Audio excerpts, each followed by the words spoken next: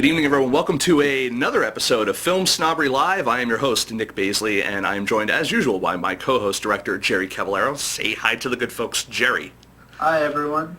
Great. Now, Jerry will be the your chat room moderator for the evening, as usual. So if you guys have any questions for our guests tonight, we want to make sure you send them, just post them right there in the chat room. Jerry will forward them over to me. Speaking of our guests, we're honored, I would say, to have a fantastic gentleman on. He's going to talk tonight about both life as a screenwriter and as a director, and he's a man that you're easily able to scope out his work.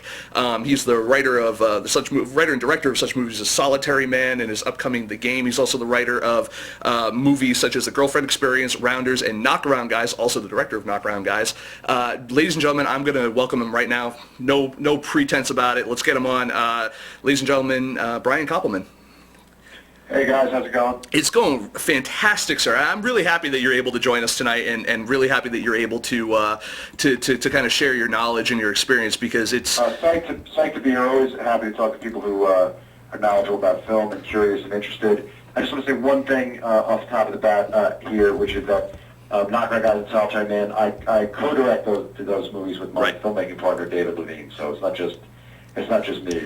I do that stuff with a partner. Typical filmmaking. It is always a collaborative process. And actually, one of the things I would ask you right off the bat is, how did you get involved with your writing directing partner? I mean, I know that those relationships can be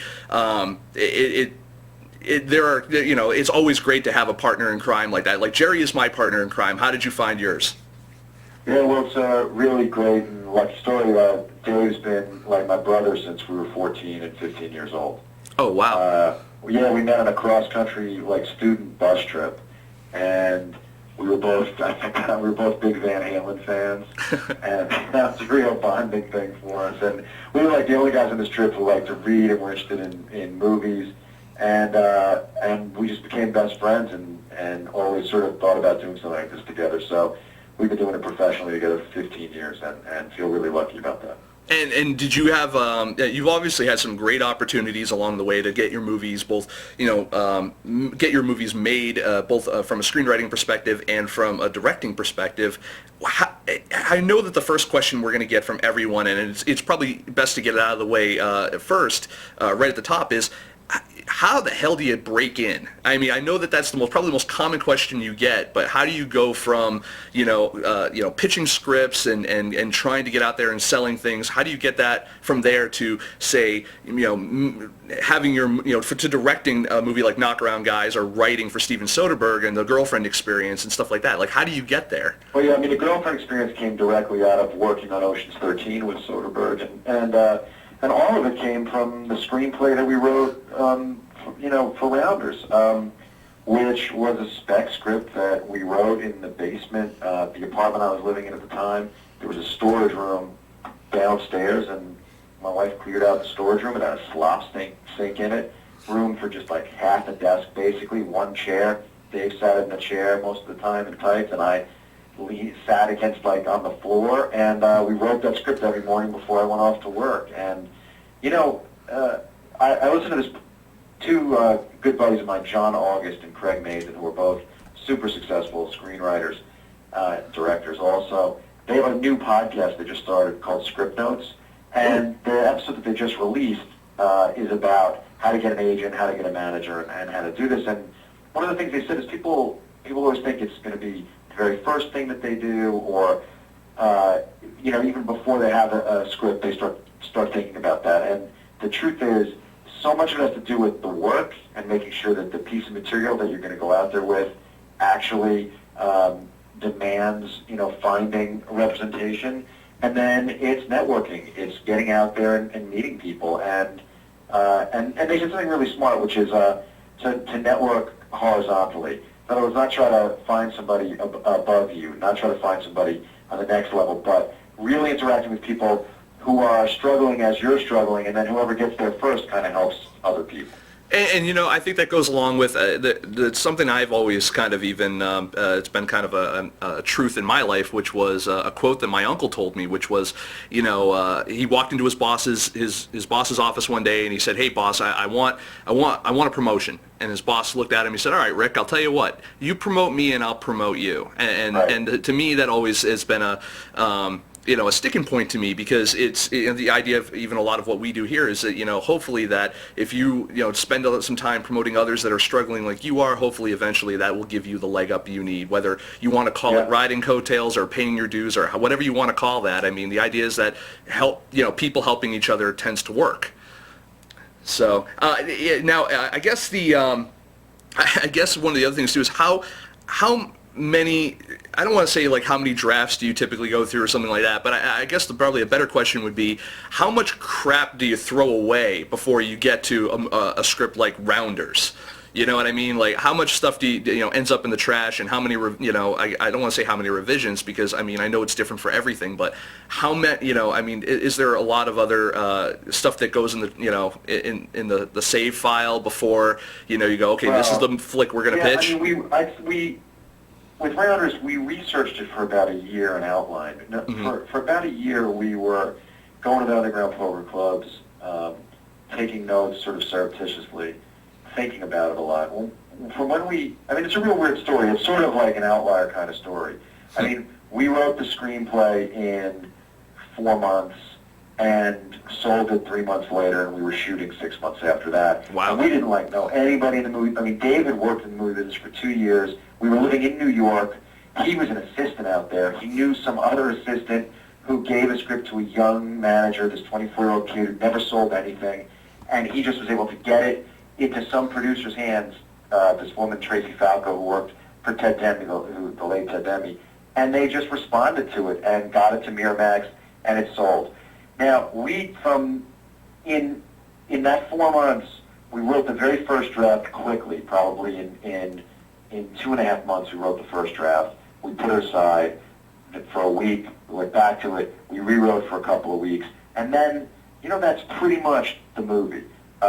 We made Miramax had some notes, combined this character with that character, but pretty much the movie that we wrote in the basement, the storage room, is a movie that ended up on screen.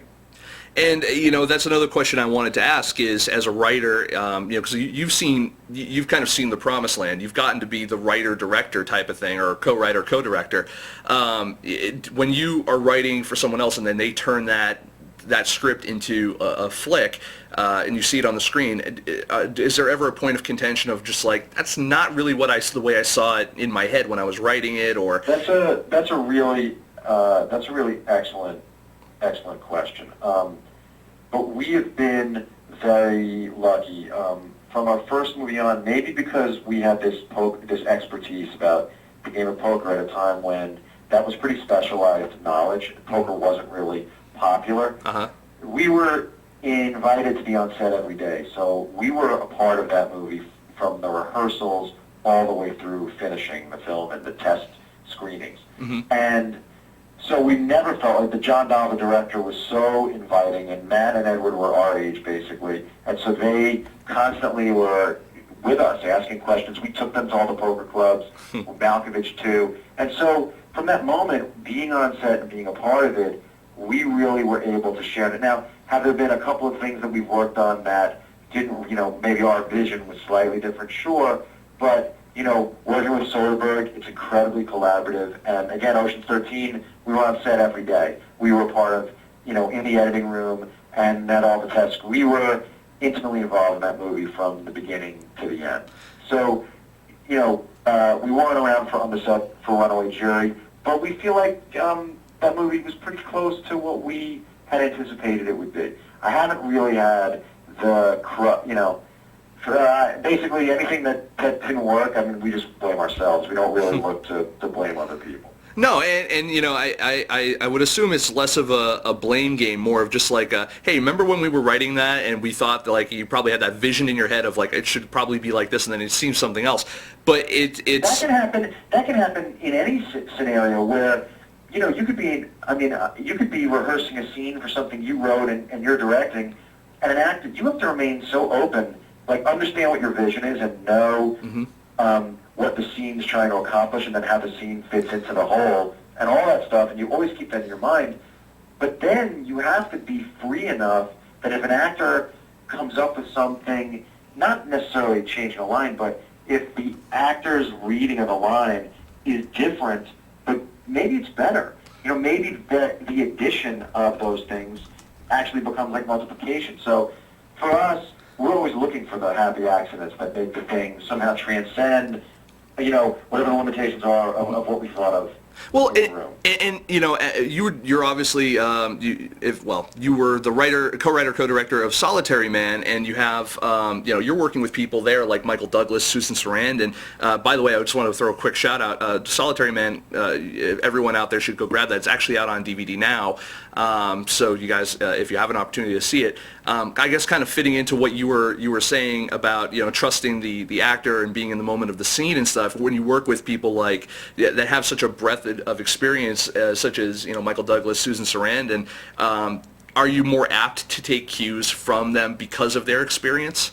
You know, what you find is that those people, like on a project like Solitary Man, which was really a labor of love for everybody. I mean, that movie, that's the one, I wrote that myself. David and I directed it together, but it was from my script. And it was very personal to me, that story. And Michael really responded to the material. And so he was at pains to basically tell us, look, I'm in your hands. And so he was incredibly collaborative. Maybe he changed. I remember in rehearsals, he probably cut one line and added one other line. And other than that, you know, you could sit there with the screenplay and just read along as the movie's playing. And so, no, they were great and collaborative and open, really open to direction, and really, you know, looked to us in the hopes that they were delivering what it is we wanted them to deliver. And you know, I was going to even ask, how did you end up with such a phenomenal cast? I mean, like we were saying, even Michael Douglas, Susan Sarandon, I mean, you're looking at the amount of experience that you're bringing to the table even just with that, but, you know, you have a flick with Danny DeVito in it, and Mary Louise Parker, Jenna Fisher, you know, I mean, a lot of these people... You know, it's funny, I'm looking on the chat board here, and I see your partner wrote this thing about that luck seems to play a huge part in my story, or really in anybody's story who becomes successful. And when you look back in the rearview mirror, you can always sort of see how fortune played a part. But, you know, if I look at that movie, how did I get those people? I mean, I worked on that script for 4 years. You know, people always talk about, oh man, I wrote this script, I wrote 4 scripts this year, I wrote 3. I mean, you know, every spare minute I had, I was working on trying to tell the story as true as I could tell it. Mm-hmm. And then we made the movie for free, basically. You know, the Hollywood writing jobs that we take enabled me to keep my family in our apartment while I waived my writing fee and my directing fee, basically. And you know, we wanted Jesse Eisenberg in the movie, and the studio would only pay in scale. So Dave and I, out of our pockets, paid him double scale. And we had to shoot the movie in 26 days. And you know, actors respond. They can feel when you're going about making a movie for the right reasons.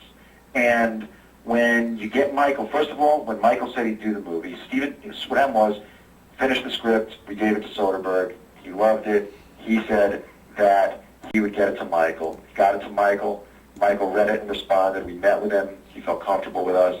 And then once he committed, by the way, it was still impossible to raise the money. I mean, it took another year and a half to get the dough together, and you have to every day will the movie into being, and every day you do something.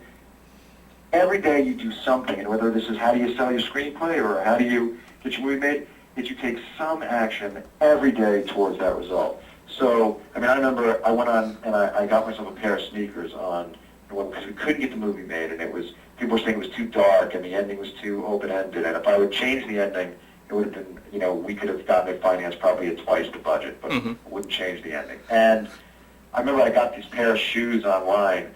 You know, there was Nike ID. I don't know if you still could do this, but you used to be able to put words.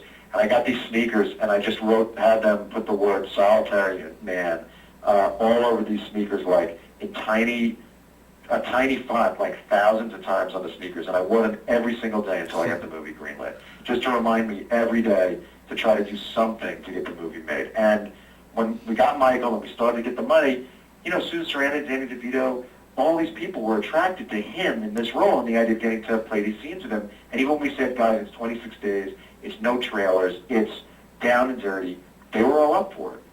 And I know that even someone like Danny DeVito, who's kind of, especially after working on like a very low budget comedy like It's Always Sunny in Philadelphia and stuff, and him being a producer director as well, I'm sure that he was much more amenable to doing something like that because of his experience and stuff like that. One of the questions that I get often from filmmakers, because I go around, I do some consulting as well, but I also go around to a lot of film festivals. I go to a lot of conferences and stuff like that. I talk to a lot of filmmakers. One of the questions I always get is in regards to screenwriting competitions and websites like Inktip and stuff like that.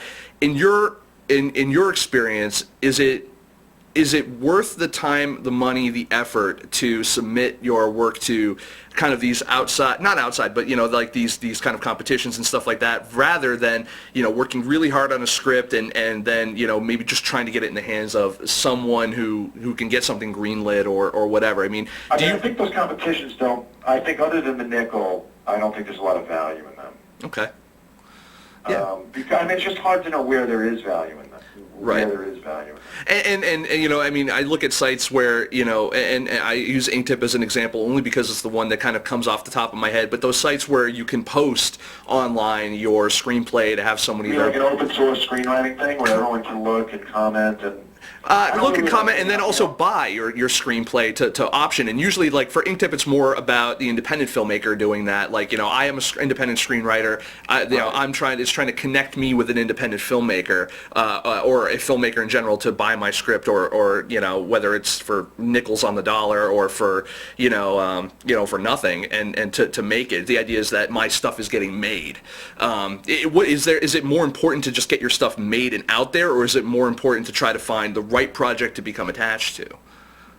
Well, it is a binary thing. Getting a movie made is the difference between being someone who's really in it and someone who's not quite in it yet, right? Or getting paid for your work in some way makes you feel like a professional. I don't really have an opinion on. I know what Inktip is. I've had friends of mine check it out and actually sort of have told me about it, but that wasn't when I was breaking into the business. That wasn't there. So I've never used it myself, so I can't really speak to that. That's okay. No, and it was just kind of a question because, like I said, I get it a lot from other filmmakers. I guess and screenwriters. Do you? I know that you're on Twitter. Obviously, you're on twitter.com/Brian Koppelman. In case anyone wants to follow you, and there, do you talk a lot? Do you use that more as a way to kind of personally communicate with people? Do you use it more on a business level to try to collaborate with new people, or just to impart your experiences? I really love Twitter. I think it's a great way to sort of know what's going on in the world. And I don't, one of the things that I talk about when I speak to people about, about screenwriting in particular, about all this stuff, is everyone thinks there are rules or there are these approaches or these strategies. And the truth is, I think you got to calculate less. Like even the question of how I use Twitter, I don't really think about it.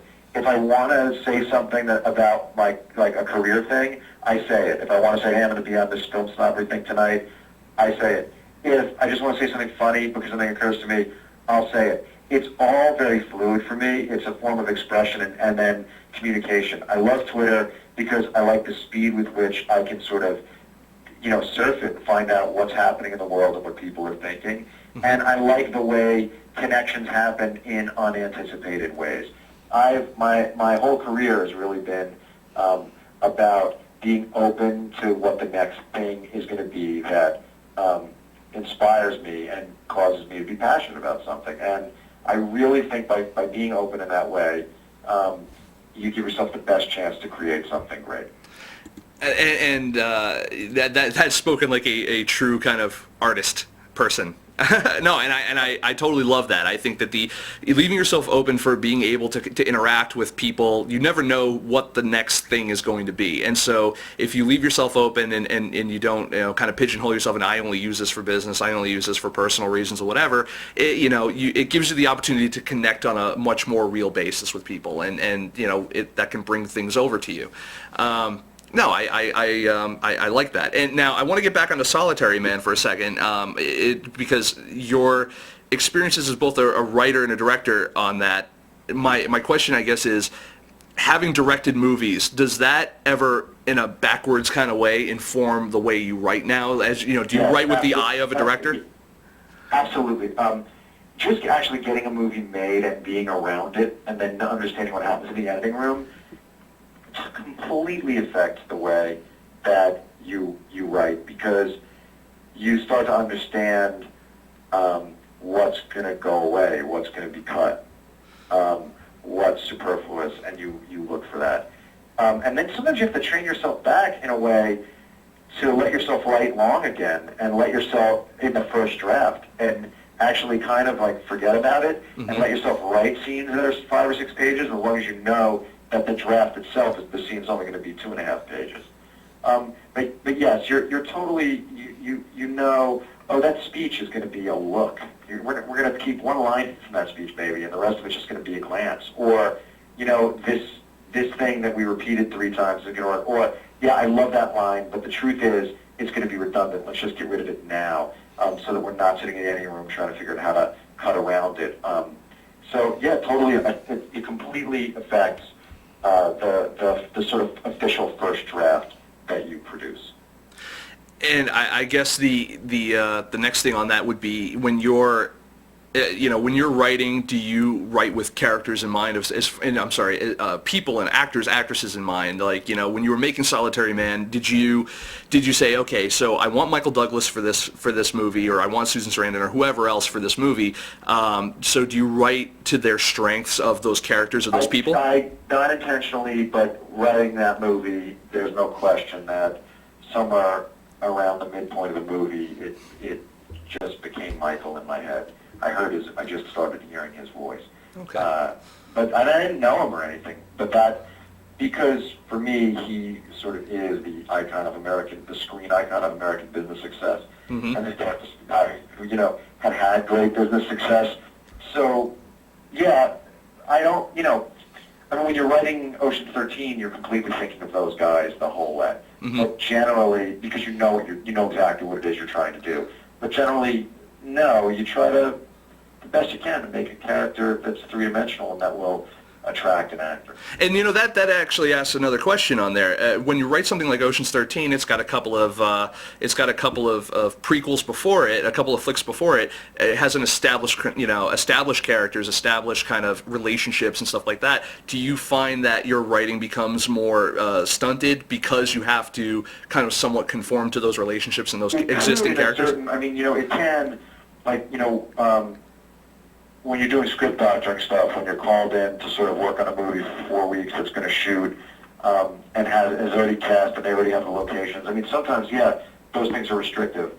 But Ocean 13 wasn't, because of Soderbergh and his willingness, like, you know, to be as open as I was talking about. You can kind of, as long as you understand that it's going to be in their voices, you can kind of go anywhere. And also, writing for that group of people, it's like saying, you know, is it restrictive to have to write for the London Symphony Orchestra? It's like, these guys are amazing, and they can all do anything. Like, between Brad, George, Matt, Casey, Scott, Bernie, rest in peace, and Elliot and Carl Reiner, I mean, it's hard to imagine what one could think of that you can't find someone in that ensemble to do. And then we had Pacino, and we knew it was going to be someone like Pacino and Ellen Barkin. So, no, we felt so free writing that thing to go anywhere that we wanted to. It was incredible.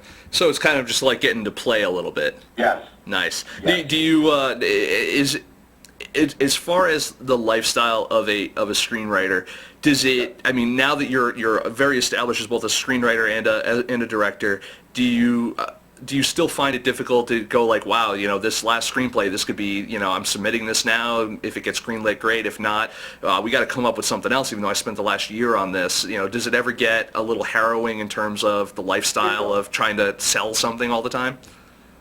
Well, you know, if you write a piece of original material, you write a piece of original material and it doesn't sell, it never feels good. I don't think, I don't think you ever become immune to that thing. But when you're a working screenwriter and director and producer, you're able to, if you are able to, and we've been fortunate enough over these last 15 years to be able to, you can also take assignments and work for the studios, so that it's not that often that we're writing a piece of material in a vacuum. We do, but then it's to go make a movie, and like when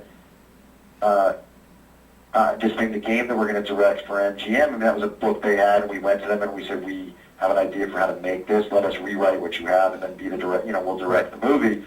Yeah, you go out and you pitch them your vision and you swing to the fences when you write it, and of course you fall in love with the thing as you're doing it, and you really see the movie and you really want to make it, and so then your job becomes, like Harvey Milk, enlisting everybody into your vision. That's a huge part of being a writer, director, or producer, is how do you bring everybody into the tent? And that's what you have to kind of keep in mind the whole time, is I need to be telling this story to everybody in a way that makes them understand why it's great, why they should want to be a part of it, and why they're going to be proud to have made this movie.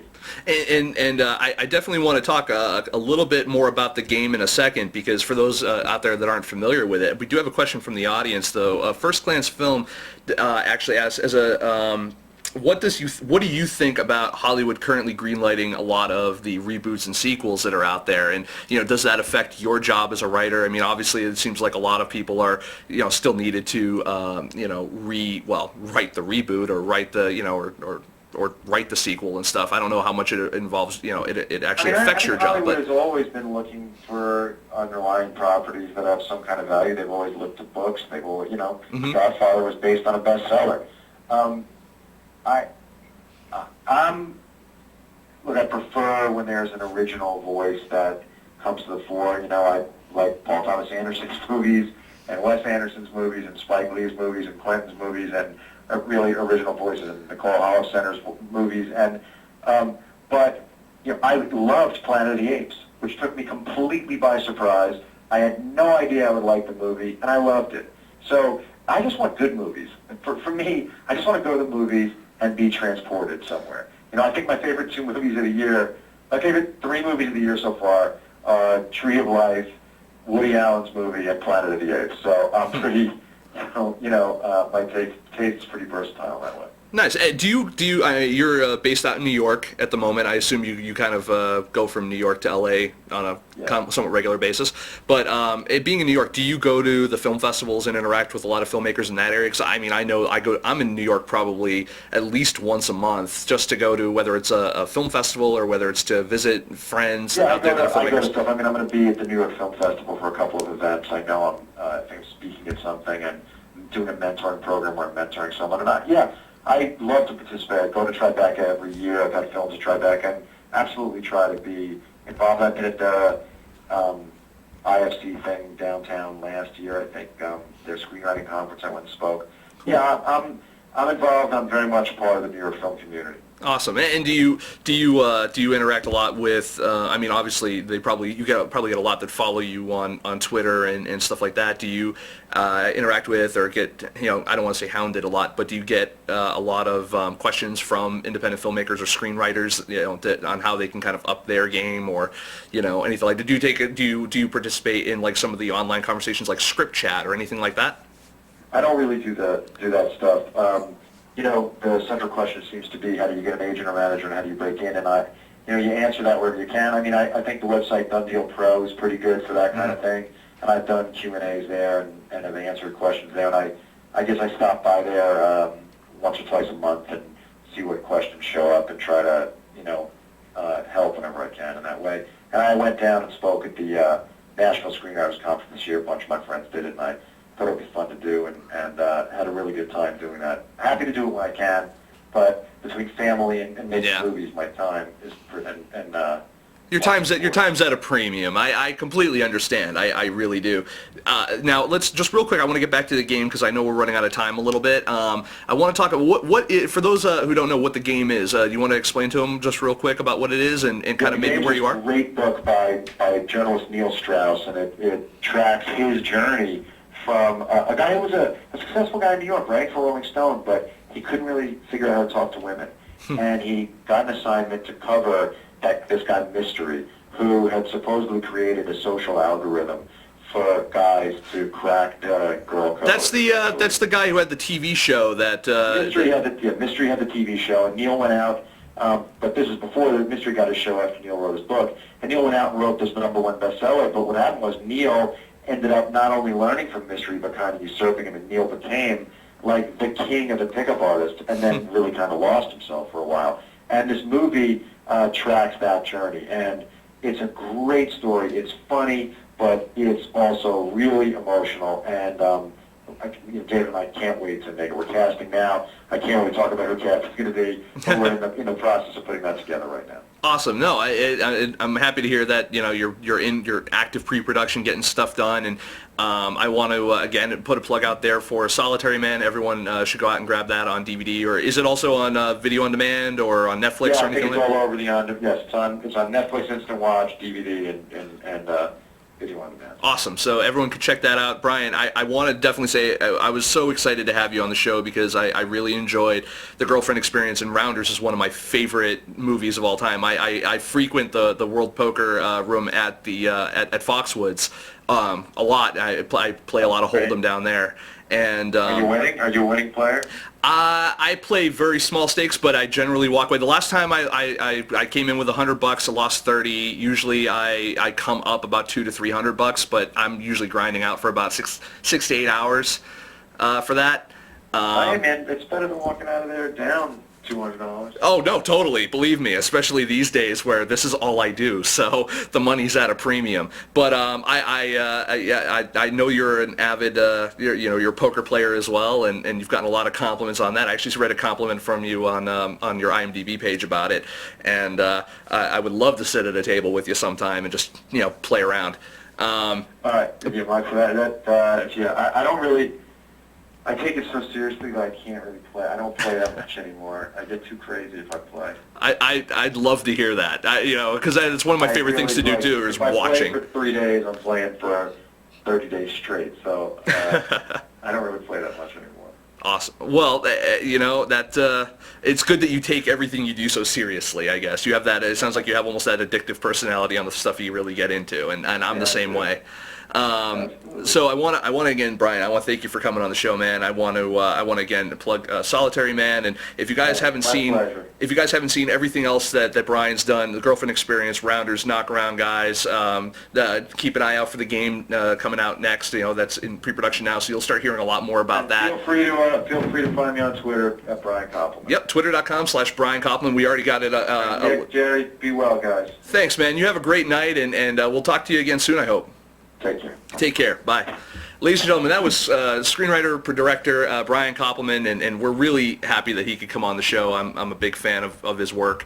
I want to quickly, we're gonna get out of here for a minute, and we're gonna go ahead and we got to do a little ad type of situation going on here with our good friends over at Indie Picks Unlimited. When we come back, we are going to actually have a little contest here. Jerry will get us involved in a little contest, and we're going to do our IndieGoGo Project of the Week, and we'll see where the show goes after that. So stick around, and I guess we will be back very shortly. So stick around.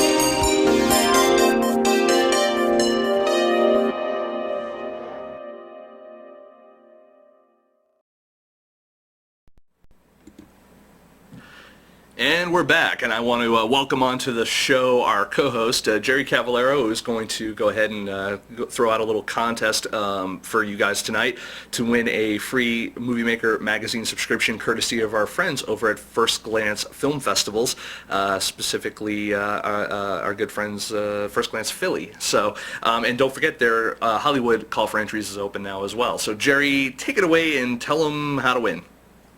It's pretty much the same as usual. I'm going to put something up in the chat room. First person to tweet it out will win a one-year subscription to Movie Maker magazine, courtesy of First Glance Films. I'm putting it up in the chat room right now. I'll read it this time. Full of knowledge from Brian Koppelman on FilmSnobbery Live. First Glance Films should send me Movie Maker mag so I can learn even more. Look at you. I always love that Jerry can pack like the entire show. He basically summarizes the entire show in one tweet. I think just shows that we have no content. There's an art to that, sir. That's awesome stuff. I love it. Thank you. The funny thing is, I talk so much and I go on, and just, in our personal conversations, I ramble. And yet I'm able to have such a concise tweet for each contest. It's amazing. Well, to be fair, I give you like a good 20 minutes to a half an hour prep usually, and plus you have the entire time that I'm talking to the guests to come up with it too. Yeah, although I usually do it within like a minute, and then I send it to you for approval, and then you never get back to me. That's true. I'm just like, whatever, just frickin' do it. It's your contest. It's your 2 minutes of the show. Yeah, it is. Your contribution to the show is you feed me questions from the audience and keep everyone in line, and then you do the contests. Yes, and First Glance Philly, October 13th to the 16th, schedule posted tonight. I'm really happy. For those of you guys who have never been to First Glance, it's a great festival. They love the filmmakers. Great programming every year that I've worked with them. I've worked with them. They have festivals in both Philly and in LA and Hollywood, and they also have something new coming in the summer 2012 in Vegas, I believe. I think that's out there now. If it isn't, I guess you heard it here first. Sorry, Bill, if that's still under wraps. It's a FilmSnobbery exclusive. No, so no, it's cool stuff, and the cool thing is, I'm hoping that we'll be down there in October for First Glance Philly. That's the idea. That's the plan, as it were. Starting next week, though, and leading up to that festival, we will be having First Glance Month, what we call. So we have, for the next 4 weeks, we actually have a bunch of guests who are going to be coming on who are official selections of the First Glance Film Festivals, including people that I don't want to talk about yet because I don't have the list in front of me and I'd forget. But you guys can be rest assured we got some great guests coming on. I know I'm looking forward to seeing a lot of the flicks there, even though I don't get to see a lot of movies while I'm there, but I usually get the screeners after the fact. But it's a good time every time, and I gotta tell you, I can't tell you, I've poached probably 4 movies from Bill's collection to show at my own screening series, which we will be starting up again soon. That is another kind of thing that is happening. More on that kind of stuff and what we have in the works at the end of the show. Right now, though, I want to talk about our IndieGoGo Project of the Week, Things I Don't Understand. Now, they're trying to raise money for their post-production fund, and one of the things that I want to go ahead and the reason why I'm plugging them is it's directed by David Spaltro. I have seen the rough cut of this movie, and it touched me in a very good way, not the naughty way. Get your heads out of the gutter there, people. No, it's such a heartwarming movie, and it stars Molly Ryman. If you don't know who she is, you might recognize her from David's first movie, Around. You might also recognize her from friends of the show here, Gary King's movies, New York Lately, How Do You Write a Joe Sherman Song? I think she had a cameo in What's Up Lovely as well. She's kind of definitely known in our circles. Even if you don't know her name, you definitely know her face. And she is a phenomenal actress and absolutely beautiful. From what I understand, a wonderful human being as well. So I'm really happy to promote David's work. David was actually, his movie Around was the first review we ever posted on FilmSnobbery.com, and that to me is very special, obviously, and that was almost 4 years ago, and it's great to see him making this second movie now and getting it out there, and they just need some cash. So go to IndieGoGo.com, search for Things I Don't Understand, and and click on there's two on there. He did an initial campaign for the first for the pre-production. Now he's got one for the post-production, and they're really looking for, I think it's like $5,000. Yeah, $5,000. They're looking for $5,000. So real easy to do and real easy to kind of help them raise. Again, the thing we always say is if you can't give money, give time. Please go ahead, tweet it out, embed it in emails, put it on your website, Facebook it. Do everything you got to do to help get this movie out there. I've seen the movie. I can't write a review on it yet, but if you want my opinion, just flat out, great flick. David really knows how to capture people very well, and just those moments that people have. He's a great director, great writer. So I just want to throw that out there. Things I don't understand. I want to give you guys a quick taste. I'm going to show you their pitch video right now. When we come back from showing you this pitch video, what we will do is we will announce the winner of the contest for tonight. I'll have Jerry announce the winner, and then after that, the plan is to kind of just work out the rest of the show. So stick around. We'll hopefully have some more cool stuff to talk about when we come back. I've always wanted to know what happens when you die. Why do you think you're here? 200 an hour for me to come in with inner turmoil and questions, only to find the answers myself while you scribble on a pad I'll probably never see. And if I'm lucky, prescribe me some meds that won't cure me, but just make me numb enough to forget about the questions I came in with in the first place. Yeah, it's a great gig. But I think you would benefit from seeing someone else as well. I've contacted a friend of mine at Our Lady of Hope. It's a privately funded inpatient hospice program. Osteosarcoma. Most have a 92% survival rate after 5 years, but I leapfrogged to stage 3 with a lovely matching gift of lung metastases. I like your shoes. So I'm writing my thesis on what happens after you die. I'm here to interview you. Well, not dead yet, but close enough. With all the research you've done, you must believe there's something else. Yeah, of course, there's Wow. You got no poker face, lady. She's got this protective, this attitude. She's got a snarky response for everything. I wonder who she reminds you of. Why do you want to be around me? I'm a horrible person. You're not a horrible person. No, I am. I smoke, I drink, I do drugs, I screw around, I say fuck a lot. I like the way he looks at you. When you turn around or talk to someone else, he just looks at you. He sees you.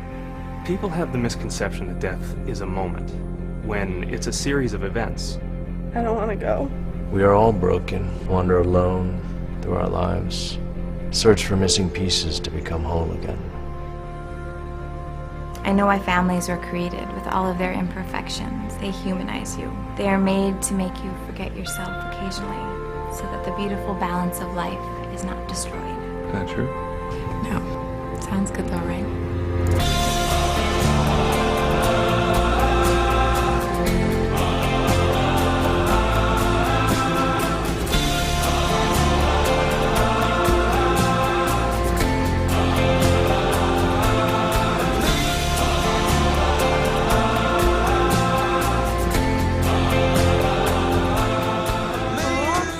To your friend. I have cancer. Cancer.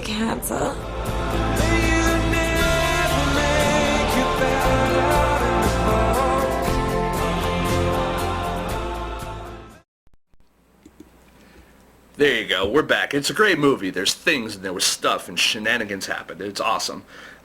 So I want to go ahead and if you guys haven't already entered in for the contest, that's okay. That's okay. What we can do is actually, it looks like Jerry won. I don't know how that happened. Jerry, have you ever actually won a contest on Film Snobbery? No. Are you? I kind of isn't fair since I create the contest and I'm in total control of them. Well, you're not really in total control. I'm the one who usually announces the winner. Yeah. So You're I the one don't that usually tells me to write the contest because you're too lazy. That is true. I am very much a lazy sack of shit. But I'm not going to disagree. I know you paused for me to disagree, but no. You know, first glance says I should give it to you, and I don't know. He's the boss in this particular case, since he's technically putting up the prize. So I might have to give it to Jerry.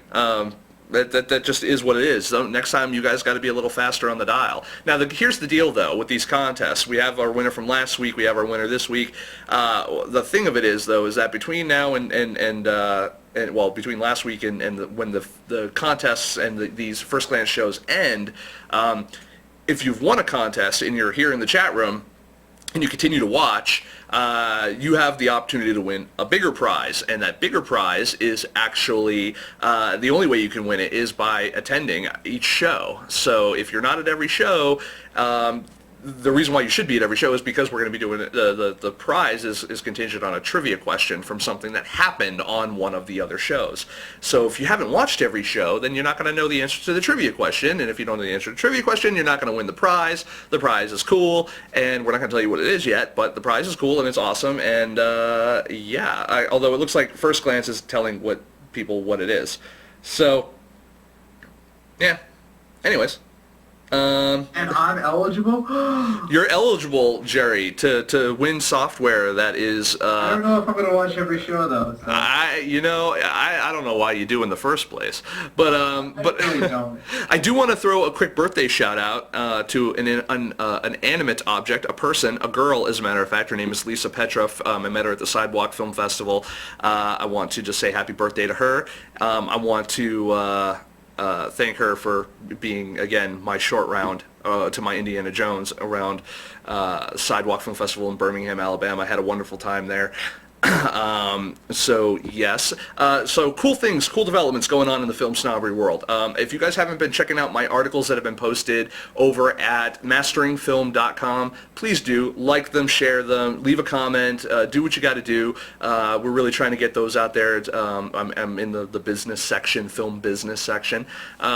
Great stuff. Brought to you by the good folks at Focal Press. Obviously, we want to get those articles really pimped out and big because, quite frankly, I like doing them. And we got so many more coming. You guys see 3 articles that are posted there from me so far. I've already written 9. So you haven't even seen, and I've got another one that I'm writing tonight or tomorrow. So you haven't even seen what half the articles that I've already done. And so I'm really looking forward to getting all that content published as time goes on. We are actually going to be starting up, it looks like, and we'll have we've got a little bit more preliminary work to do, but it looks like we'll be starting up the Film Snobbery screening series in the near future, possibly the top of next year. It'll probably be taking place over in the city of Lowell, Massachusetts. Looking forward to that, and will probably be brought to you in part by the Lowell Film Society. So I'm really looking forward to partnering with them, and we'll have more details as they arrive. I do also want to welcome Chanel James, our new Director of Sales and Marketing, our first kind of official Film Snobbery employee, not counting, Jerry as a co-host, but someone who's actually working on behalf to bring money into the business and to do what we do. And I just want to give her a quick warm welcome. So there's that. Jerry, anything... let's see, hold on. I'm trying to read the... let's see. Get out of mass. You really should. Dude, I've been trying to get out of mass forever, and unfortunately it looks like they just want to keep me here a little while longer, and we'll see what happens in the future. You never know. Things can always change. Anything can happen, as they say. This is Hollywood. Anything can happen. It's not Hollywood. Not at all. It's Massachusetts. I know exactly what's going to happen for the next year. No. I'm really excited. We've got a lot of stuff coming up. A lot of traveling. It looks like we've got a couple of festivals at least in the next couple of months that we'll be attending. I want to thank our partners over at IndieGoGo and IndiePix Unlimited for sponsoring, and Movie Maker as well, actually, for sponsoring our last trip to the Sidewalk Film Festival. Wonderful companies to work with, wonderful people to work with, and we were very happy to bring those sponsors with us to our panel and to introduce our different filmmakers to that to them and to what they offer. So I want to say thank you to them. I want to say obviously thank you to First Glance Film Festival as always for providing us with prizes and the opportunity to talk with their official selections and stuff. Always happy to check them out. Again, call for entries for Hollywood is open right now. Check them out. I want to just kind of see what's going on here in the chat room. Some sponsors that never got their postcards. Yeah, I know. Believe me, you're not the only person who got jilted on that one. It looks like I have some films for you for that. I hope so. What if I had? All right. So, anyways, Jerry. Nick. What's up? Not much, sadly. I want to... Turning to me to try to lead on and throw out a great topic for the next 10 minutes. No, I want to go ahead and I want to encourage everyone, if you haven't gone and watched Jerry's movie Stuck Like Chuck for free yet over at www.stucklikechuck.com, why it's fucking free, and it's a good movie. So there's no reason. Yeah, and there's no. And like you said, it's free. So watch it, and if you don't like it, stop watching. Yeah, there you go. What's that? You kind of hit the nail on the head there. It's just like we're saying you definitely have to watch, but you don't have to watch the whole thing. Watch what up until the point where you are no longer entertained. Yes, and if you like it and want to see, I don't know, maybe 10 hours of bonus features, you can make a donation of $1 or more at our site and access that 10 hours of bonus features. Did you see the, actually, there's, First Glance Film put out something. I also read another article. Did you read the article, Jerry, about, I can't remember who wrote it, but they were saying that does the United States need a film commission the same way that Canada does? In as much as, the Canada Film Commission, or Canadian Film Commission, they help sponsor money and grants and shit like that for filmmakers and for the, TV people who want to put stuff on TV and blah, blah, blah. Like, there's always money in the government set aside for that. The UK has the same thing, and there are a lot of developing countries that actually have film commissions as well. Apparently, the United States is the only country in the Western Hemisphere that doesn't have a film commission because we have Hollywood. Do you have an opinion one way or another? Do you think that I did not read that article, and it would have been nice to have that article that we could post it in the chat and give props to whoever wrote it, but it would be cool to have something like that, especially to if they had a cap on it where it would be just for independent artists. The studios wouldn't be able to get into it, and even if the studios have their $100,000 and under arm, right? It would be nice that they are completely blocked from it and it purely goes to independent artists, because I know a lot of local communities have sort of commissions like that, but it's right. Much smaller scale, for a local town for an arts committee, and it's not just for film. I think something like that would definitely be helpful for my only fear for something like that, though, is that you have these independent quote unquote companies like Summit Entertainment, which when they made Twilight, you know what I mean? I don't know, there's some things I don't consider them independent. Well, even though they are, I don't. And I like we've been saying for since we started the show, we need a different word. It shouldn't be independent films. Well, because everyone lumps into that category now. Well, we have another question. Chew Boston 2011, Ben. He asks, have you guys seen Red State yet, Jerry? Sorry, I muted myself to type in the chat. Okay. No, I haven't seen it yet. You haven't? I'm waiting for Blu-ray. I have seen it. Because I was a nice guy and decided to get it on VOD, because that's how, Kevin Smith wants people to view it right now. Kevin Smith needs to eat, so. Hey, he's looking a lot more svelte than you lately, sir. And he just got congratulations to him again for getting his Secret Stash show up on AMC. That pilot that they did was picked up. They've got a series going now. So congrats to him and Walt and Ming and Brian. Real excited to see that. Actually, it's the first TV show in a while that isn't Doctor Who or Torchwood that I'm actually excited to watch, or Louis, because I actually love watching Louis as well. Always Sunny. It's Always Sunny. All right, so maybe there is a small list. But yeah. And Community.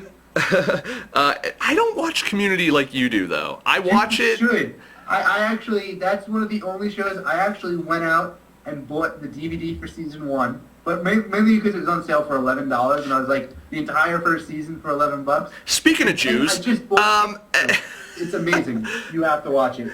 Speaking of Jews, did you notice? Did you see the? I guess First Glance put in the chat room a little bit ago about how Mel Gibson is working with Judah Maccabee to do like the Miracle of Hanukkah movie, basically about the revolt. And I can't remember the exact where it is, but I guess the guy who it's based on is even also actually not a distant cousin, but like a direct cousin even from William Wallace out in Scotland. So there's the tie-in for Braveheart, but it's kind of the story of Hanukkah. It's like just a way of making a sequel to Braveheart. It's going to turn out to be that. I think so. I'm just going to see Braveheart 2. But yeah, anyway, it is what it is. So I'm guessing that reason why Ben Chu wanted to ask about Red State is because he wanted to know what we thought. You haven't seen it yet. I will give a small review because my real review will be up on the site probably in the next couple of days. Once I get around to writing it amongst the tens of hundreds of other things I do. So my brief review on it is Red State. Real slow burn at the beginning. There's a it's funny because if you listen to Smodcast, you hear Kevin Smith bitch about 20 minutes in the fucking woods and Harry Potter, the last Harry Potter movies, the part 1 of them, the whatever the hell it is, and Deathly Hallows Part 1. That's what it was. It's like 20 minutes they're in the fucking, or half an hour or whatever it is. They're in the woods and they're not doing anything. It's all character. That's the first like 20 minutes to a half an hour of Red State. There's this one little kind of scare scene at the beginning where it kind of sets up the flick. Then there's just this it feels long period of time where they're in the church and there's this thing going on. And then from there on, it's just all hell breaks loose. And I gotta tell you, once it does pick up, it's really good. I really enjoy the style of the film. I enjoyed the cinematography.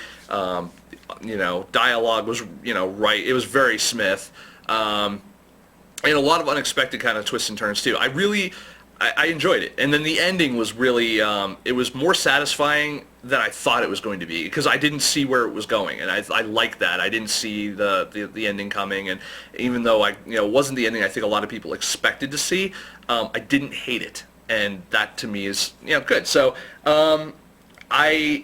There's a pull quote for you. I didn't hate it. I didn't hate it, Nick Paisley. Yeah, absolutely. So yeah, man, it was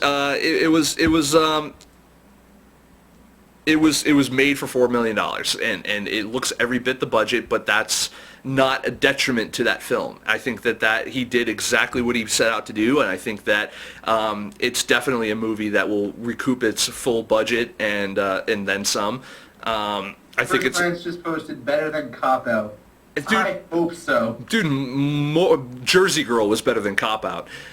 Jersey Girl's a good film. I agree. I want to have Kevin Smith on the show just so I can be like, let's talk about Red State, let's talk about everything, but first thing we have to talk about is we have to talk about why you keep dissing Jersey Girl. Yeah, when are we getting that director's cut? No kidding, right? The director's cut where you cut out all of Jennifer Lopez.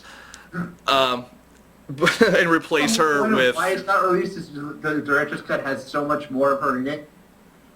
I don't want to hear that.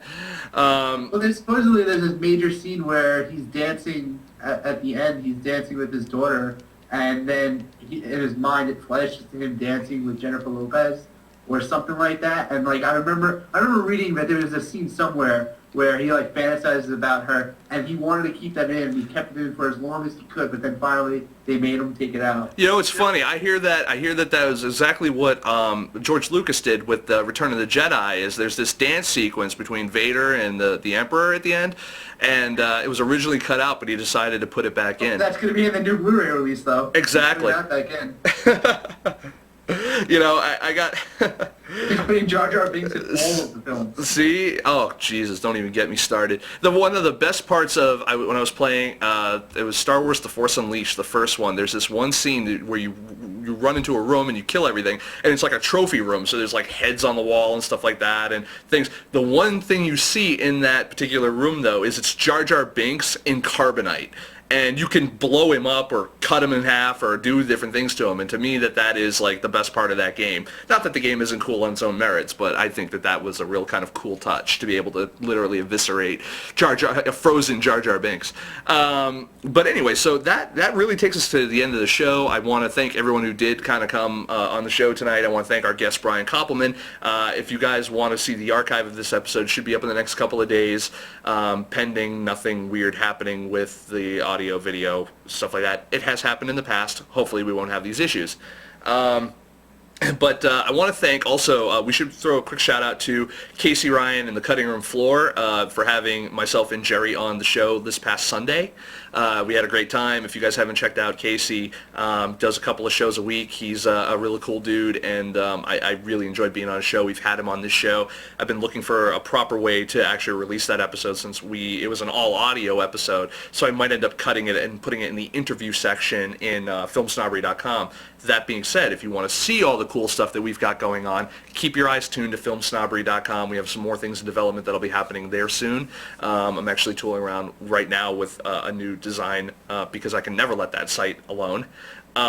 So FilmSnobbery.com. You check us here every Thursday night, 10 p.m. Eastern Standard Time at FilmSnobberyLive.com. Follow us on Twitter, Twitter.com/FilmSnobbery. Follow Jerry over at Twitter.com/GetStuck. Again, go see Jerry's movie, Stuck Like Chuck, www.stucklikechuck.com.